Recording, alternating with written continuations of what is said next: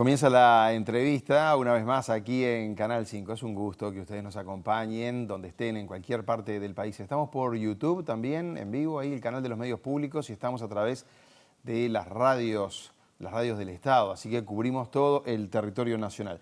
Hoy Nicolás Pose nos acompaña porque vamos a hablar de política exterior. Un tema que nos metemos así cada tanto, pero no de lleno. Hoy es el día entonces donde vamos a tratar de profundizar. Bienvenido, ¿cómo anda? Muchas gracias por la invitación, es un gusto para mí estar acá con ustedes. Bueno, estaba viendo un poco, Pose, formado en la Universidad de la República, magíster en Economía Política Internacional. Así es. Y también anduvo estudiando en la London School of Economics and Political Science, ¿está bien? Exactamente. Toda la vida estudiando. La verdad que sí, ¿Has tocado? unos cuantos años. Bueno, mejor así para formarse y para ser bueno en un tema, ¿no? Especializarse. Lo queríamos invitar porque nos gusta mucho la política exterior, es un tema, claro que no decide las elecciones, ¿no? Pero siempre está en el debate, pero no es donde ahí la gente toma su decisión final, por lo menos así lo marcan las encuestas, que van por el lado de la economía, por el lado de la seguridad. Pero la política exterior de los países siempre importa. Mañana tenemos una cumbre del Mercosur, aquí en Montevideo, somos anfitriones. Es distinta, la última para el presidente de Uruguay, la primera que viene Javier Milei a una cumbre del Mercosur. O sea, hay algunos ingredientes ya por ahí para analizar, ¿no? Exactamente, eso que tú mencionás son dos elementos claves. El primero de ellos es la presencia por primera vez de Javier Milei y el encuentro con Lula da Silva en el marco de una cumbre del Mercosur. Sabemos que son dos presidentes que en la escena tanto doméstica como internacional tienden a tener posiciones divergentes, incluso en muchas cuestiones antagónicas, más allá de que han habido negociaciones a nivel de los equipos técnicos entre Argentina y Brasil, por ejemplo, recientemente para la firma de un acuerdo que facilite la exportación de gas natural desde Argentina hacia la economía brasileña. Pero bueno, a pesar de eso es la primera cumbre en la que coinciden ambos líderes en el marco del Mercosur. Sabemos que compartieron el G20 hace poco, pero bueno, veremos cómo... Se han evitado también, ¿no? Exactamente, O sea, de hecho, recordemos las fotos icónicas que un poco mostraron el estado de ánimo de ambos líderes, ¿no? Las distintas participaciones de Lula da Silva con todos los líderes del G20 en el marco de la Cumbre de Río y un poco esa distancia hasta en términos de imagen a la hora de recibir a Javier Milei, incluso en la foto bilateral que se tomaron, lo cual muestra que, bueno, que sí, que a nivel de líderes hay una fuerte distancia. Y en el caso de Uruguay, creo que una buena señal que envía el sistema político uruguayo una vez más es que tanto presidente como presidente electo van a compartir espacios dentro de la cumbre de Mercosur. Eso a nivel regional no deja de ser una excepción. Si uno mira, por ejemplo, la polarización que tenemos en países vecinos, tanto en Argentina como en Brasil, sí, bueno, claro. Uruguay destaca allí por brindar esa imagen institucional de que presidente y presidente electo pueden compartir un espacio como la cumbre, lo cual, bueno, indica que Uruguay tiene ahí una fortaleza en términos del funcionamiento de su sistema político, ¿verdad? Viene el presidente de Paraguay también, como es lógico, socio pleno del Mercosur, ¿verdad? Viene el presidente de Bolivia, viene el presidente de Panamá. Panamá quiere ser socio ahora también del Mercosur, ahí se agranda un poco la familia. Panamá lo que está buscando en este contexto es convertirse en un estado asociado Como Chile. del Mercosur. Exactamente. El primer paso para eso es la firma de un acuerdo de comercio preferencial, es decir, remover recíprocamente los aranceles entre Mercosur y Panamá y luego a partir de eso tener una agenda para negociar eventualmente otros temas. Pero bueno, muestra que Mercosur, a pesar de las dificultades, que bueno, son conocidas para todos, también tiene una agenda de cierto dinamismo y avanzar hacia la concreción de nuevos acuerdos con países centroamericanos es una buena noticia en ese sentido. Anda acá en la vuelta el presidente de Colombia, Gustavo Petro, que llegó hoy a Montevideo, ya se reunió con la calle Pou, por ejemplo, lo estábamos dando en el informativo. No sé si él va a estar en la cumbre del Mercosur al final. Colombia no tiene nada que ver con el Mercosur, pero... Colombia tiene un acuerdo con Mercosur, no es un Estado miembro, pero seguramente participe en su carácter de observador de la instancia, porque bueno, Mercosur, si bien tiene los estados fundadores, estados miembros, más Bolivia, que se ha sumado recientemente, sabemos que Venezuela está suspendida de su participación en el bloque, luego el resto de los países sudamericanos en general tienden a participar en estas instancias, más allá de que no tengan voto a la hora de la toma de decisiones. Estamos con una novedad también de último momento, Pose, porque estamos confirmando, incluso hay otros medios que también lo están haciendo, el Financial Times, por ejemplo, está confirmando que llega von der Leyen a la cumbre del Mercosur, la jefa de los europeos, digamos, ¿no? Ahí está esta es la información que estaban poniendo los colegas del Observador, en este caso. Yo estaba viendo el Financial Times. Y ya tenemos confirmados nosotros también que la jerarca se reúne mañana con el presidente de la República, con Lacalle Pou. Así que seguramente se puede esperar, si vienen, uno supone que puede haber un avance en este acuerdo tan postergado entre la Unión Europea y el Mercosur, ¿no? Debe ir por ahí.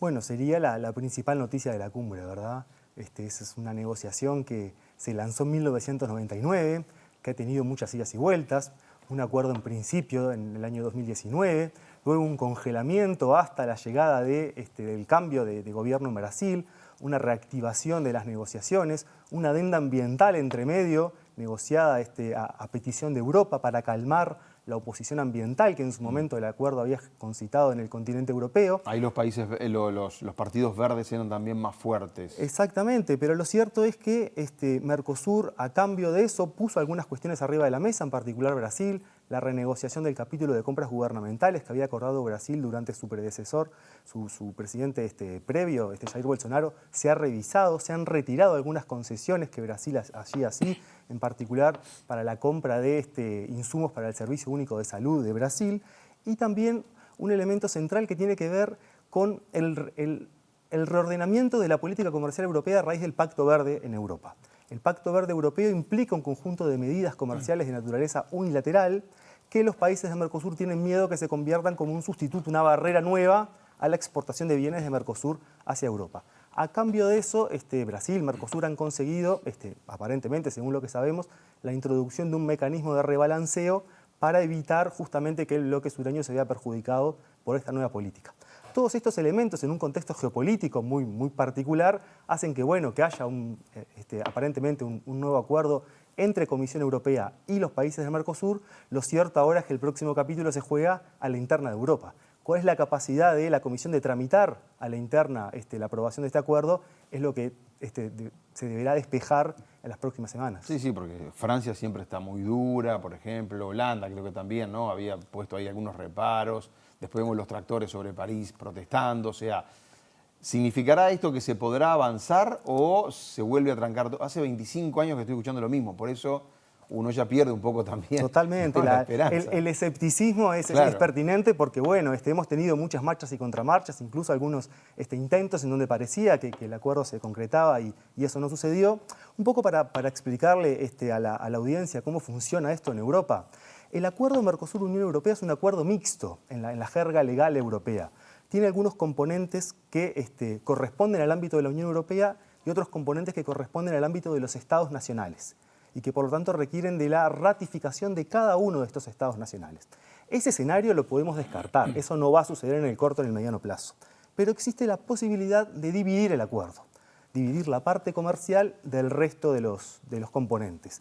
La parte comercial del acuerdo, que es lo que se está negociando al momento, sí es una competencia de la Unión Europea. Entonces, ¿cómo se aprueba eso? Bueno, se aprueba. Primero la Comisión tiene que cerrar el acuerdo con Mercosur y eso va a dos lugares en Europa: al Consejo Europeo y al Parlamento Europeo. En el Parlamento Europeo se requiere de una votación favorable de una mayoría de europarlamentarios y el asunto clave tiene que ver con el Consejo. El Consejo es donde están representados cada uno de los estados nacionales de la Unión Europea.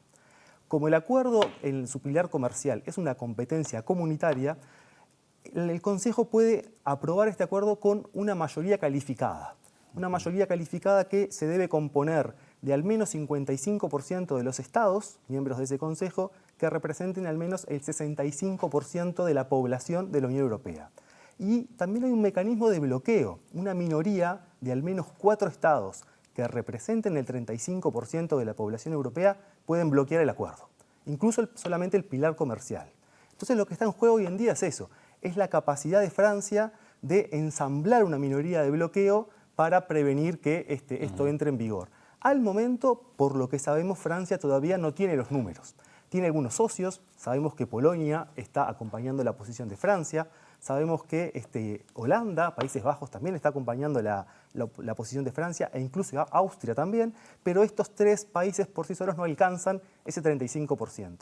Francia ha estado a intentar atraer a su bando a Italia, el ministro de Agricultura italiano ha señalado que, bueno, que el acuerdo le preocupa por su impacto en sus propios productores agrícolas, pero lo cierto es que Francia actualmente se encuentra muy debilitado. Recordemos que en la tarde de hoy Sí, está el Parlamento francés... su primer ministro. Exactamente, el primer ministro que ha tenido el menor periodo de gobierno en la historia de Francia desde la Segunda Guerra Mundial, lo cual nos muestra que efectivamente Francia está atravesando por un momento de fuertes dificultades políticas internas que le hacen que sea más dificultoso negociar con otros países a la interna de Europa para intentar bloquear este acuerdo que en Francia sí concita unánimemente una fuerte oposición. Bueno, entonces habrá que esperar, más allá de lo que se firme, si se firma algo mañana, digamos, que se reúne el presidente, reiteremos, con la líder de la Unión Europea, a ver qué pasan esas etapas que estaban muy bien explicadas. Pero en cualquier caso, si von der Leyen está viniendo a Montevideo, uno podría intuir que tiene cierta certeza de que los países opuestos no tienen, al menos al momento, la capacidad de bloquear. La señal es positiva hacia el acuerdo, digamos. Exacto. Si ella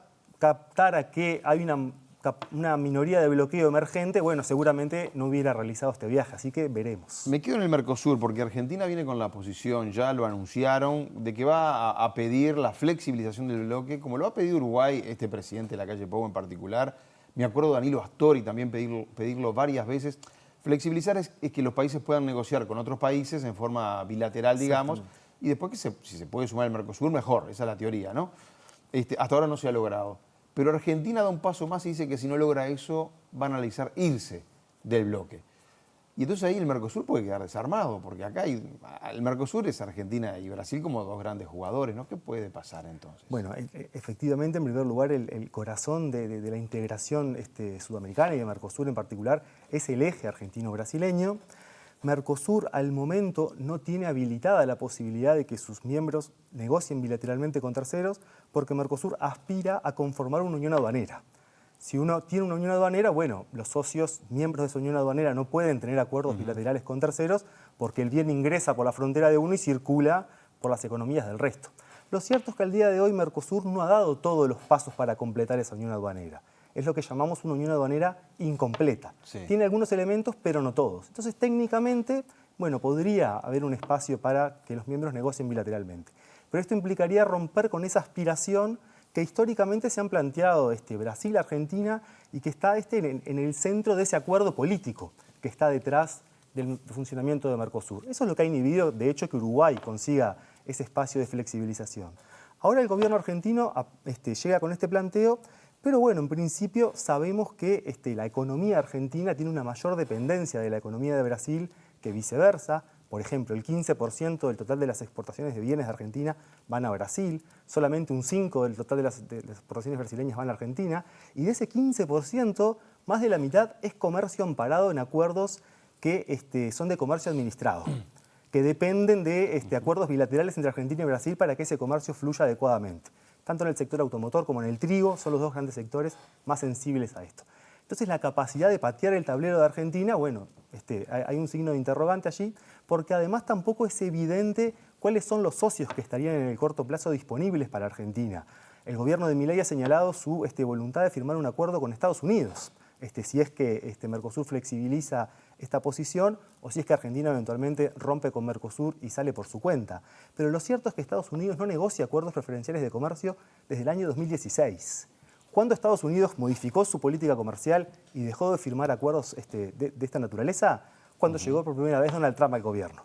Recuerden la retirada de Estados Unidos del Acuerdo Transpacífico como hito central, y desde entonces en Estados Unidos se ha mantenido esa política tanto con republicanos como con demócratas. Entonces la posibilidad de que Estados Unidos le ofrezca a Argentina un acuerdo es una probabilidad muy baja. Frente a eso, Argentina tendrá que ver cuáles son los costos y beneficios de eventualmente salir de Mercosur. Pero bueno, es una forma de tirar de la piola y poner el tema en la agenda. Y a ver qué pasa. Exactamente. Uruguay había tenido esa chance con Estados Unidos, 2006, me acuerdo, ¿no? Tabaré Vázquez, presidente de la República. Aquello que el tren pasa una vez y las discusiones con Reinaldo Gargano, que era el canciller, al final no salió. Se oponía el Mercosur y también se oponía una parte grande del Frente Amplio que estaba gobernando en ese momento, y al final ese TLC Uruguay-Estados Unidos no sale. ¿Usted dice que no hay chances ahora de que se pueda lograr o...? Bueno, repito que Estados Unidos hace 8 años que ha retirado este tema de su agenda de política comercial. Todas las señales que ha brindado Estados Unidos originalmente durante el gobierno Trump y continuadas durante el gobierno Biden, van en el sentido opuesto. Van en el sentido de incrementar la protección comercial de la economía estadounidense. De hecho, ¿no? Trump está planteando la posibilidad de que cuando asuma el gobierno, suba los aranceles a un 100% frente a algunos socios, un 20% across the board para todos los miembros, para todos los países que comercian con Estados Unidos. Es decir, que la dirección de la política comercial estadounidense va en sentido opuesto a la firma de este tipo de acuerdos. Por lo que, bueno, hay un signo de interrogante allí. Me quiero ir metiendo con el TLC. Uruguay tiene un TLC con México. Año 2004, presidente Jorge Valle fue el que lo firmó. Consiguió el aval allí del Mercosur para poder firmarlo, el waiver que le dicen en diplomacia. Está el TLC con China, lo está negociando, este gobierno sigue teniendo la esperanza, aunque parece que no sale porque China lo busca más con el Mercosur. El presidente electo, Yamandu Orsi, habla de que los TLC pasaron de moda. Si llega, ¿no? se subiría ahí a esa negociación, pero parece que no va a ir el acelerador de Uruguay. ¿Pasaron de moda los TLC? ¿Uruguay tiene chances con China o será si el Mercosur acepta? Bueno, yo creo que es contingente a tener una habilitación política de parte del resto de Mercosur. De hecho, fue lo que ha sucedido en estos 4 años y medio de gobierno. El gobierno del presidente Lacalle Pou puso el tema en agenda, logró acordar con China la realización de un estudio de prefactibilidad conjunto, recordemos por allá por el año 2021, pero una vez finalizado ese estudio, lo cierto es que China no estuvo dispuesta a avanzar en una vía bilateral con Uruguay. China lo que le exigía a Uruguay, según sabemos por conversaciones off the record, es que Uruguay primero saldara su cuestión con el resto de los socios de Mercosur, que esto no generara fricciones con el resto de los socios de Mercosur para avanzar bilateralmente con Uruguay. La posición de China básicamente sigue siendo la misma, sigue siendo que está abierta a firmar bilateralmente con Uruguay siempre y cuando Uruguay obtenga este aval político de los socios del Mercosur. Lo cierto es que esa es una decisión que Uruguay no controla. Eso depende, bueno, de las dinámicas que tengan lugar en ese vínculo Argentina y Brasil que conversábamos y sobre todo en la posición de Brasil al respecto. A su vez, Mercosur es muy importante para Uruguay porque hay un conjunto de bienes que Uruguay exporta a Mercosur que difícilmente encuentren en China o en otros mercados un mercado sustituto. Entonces, bueno, la posición de Uruguay es la de procurar una mayor apertura de otros mercados, pero eso no puede ser a costa de perder acceso a mercados en los miembros de Mercosur, en particular Brasil. Sí, es que el planteamiento nunca es esto o aquello, en realidad es todo, ¿no? Exactamente. Uruguay como país pequeño me parece que busca eso. Totalmente, esa es la posición de Uruguay. Lo cierto es que para que se habiliten las dos cosas a la vez, bueno, se precisa de una decisión que no depende del gobierno de Uruguay. Pose, le voy cambiando porque nos quedan unos minutos. El acuerdo transpacífico que Uruguay desde hace un tiempo había mostrado interés, hace un tiempo estoy pensando gobierno del Frente Amplio, había mostrado interés en entrar como observador primero y todo lo demás. Ahora este gobierno quería apretar más el acelerador. ¿Le sirve a Uruguay estar ahí en ese tipo de bloques? ¿Cuál sería el beneficio? Bueno, el acuerdo transpacífico surge como alternativa durante este gobierno frente al el enfriamiento de la posibilidad de un acuerdo con China.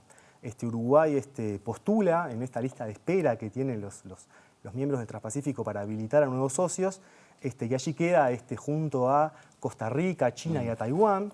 Lo cierto es que los miembros del Transpacífico recientemente en una cumbre que tuvo lugar en Vancouver, en Canadá, habilitaron la negociación con Costa Rica para viabilizar su condición de entrada, no así con el caso de Uruguay. El caso uruguayo creo que va en febrero o marzo, lo van a tratar, ¿no? El asunto es que, a diferencia de un acuerdo con un país como China, por ejemplo, que si uno mira todos los acuerdos que ha firmado China con distintos países del mundo, ha sido más flexible en aquello que en la literatura conocemos como disciplinas relacionadas con el comercio, no en temas de aranceles, sino otros asuntos que también abarcan los acuerdos comerciales, es más flexible que un acuerdo transpacífico que es más rígido, que ya está negociado, que tiene determinados requisitos que en algunas dimensiones pueden ser desafiantes para Uruguay.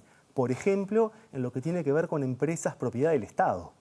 Uruguay tiene un conjunto de empresas propiedad del Estado bastante amplio. ¿Y en qué se afectaría? Bueno, el acuerdo transpacífico no permite que sus miembros tengan este tipo de empresas en manos del Estado. Uruguay precisaría solicitar una excepción, varias excepciones para cada una de esas empresas. Y bueno, la posibilidad de que los miembros del Transpacífico la otorguen es incierta.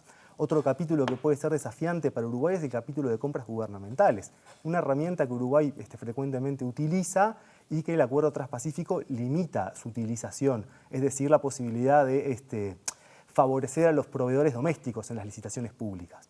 Son todos temas que en la medida que Uruguay procura avanzar va a tener que negociar con los miembros del Transpacífico porque de vuelta las disciplinas relacionadas a este acuerdo son en principio bastante exigentes.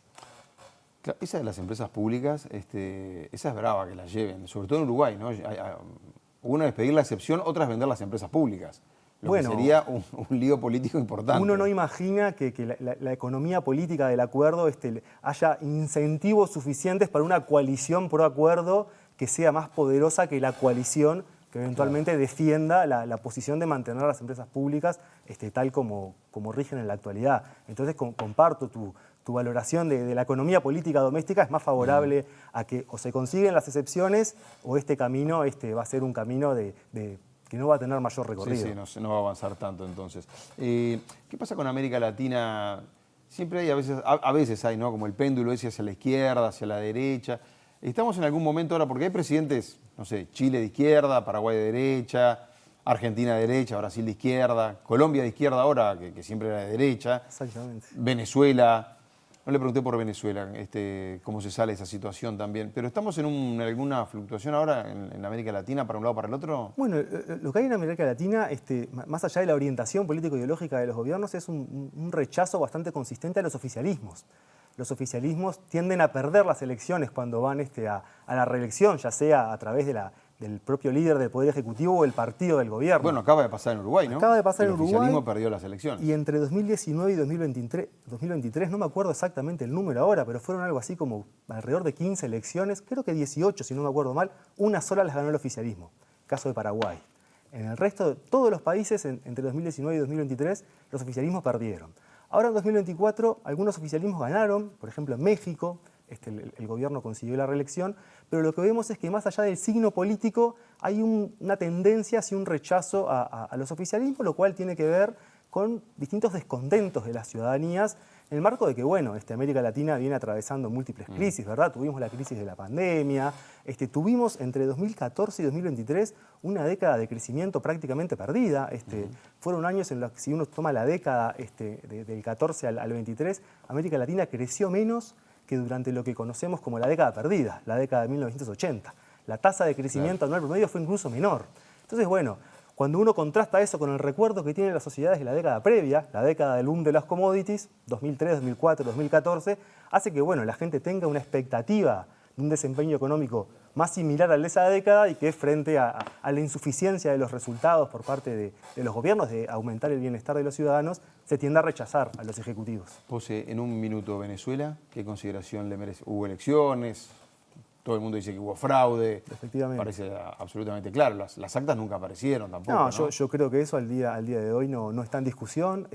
Hubo distintas aproximaciones al asunto. Brasil, por ejemplo, intentó mediar, no condenar en una primera instancia el fraude electoral, sino que procurar que el gobierno venezolano presentara eventualmente las actas que respaldaban esos resultados, que bueno, en la medida que el gobierno venezolano no lo hizo, incluso se deterioraron mucho las relaciones bilaterales con Brasil. Al día de hoy las relaciones entre el gobierno de Lula y el gobierno de Maduro están muy deterioradas y eso tiene que ver con que efectivamente el gobierno venezolano no ha presentado las actas porque, bueno, todo nos lleva a pensar de que efectivamente cometió un fraude electoral. La salida no la sabemos realmente, es un escenario muy complejo, ya lleva muchos años y uno no visualiza en el corto plazo cómo esa situación tan dramática no puede llegar a resolverse. Nicolás Pose, gracias por haber venido acá a Canal 5, de la televisión pública. Me quedaron cantidad de preguntas, así que tendremos chance para seguir hablando. Para la próxima, con mucho gusto. Un mundo que está en guerra, los BRICS, Donald Trump ahora que tiene que asumir en Estados Unidos, o sea, tenía varios capítulos todavía por delante. Totalmente. Pero lo dejamos para más adelante. Seguro que sí, encantado de mi parte. Gracias, de verdad. Amigos, dejamos por acá la entrevista de hoy. Ojalá que les haya gustado y ojalá que les sirva. Todos tratamos de entender un poco más el mundo y es un gusto para nosotros cuando estamos frente a un experto. Muy amables, buenas noches, gracias.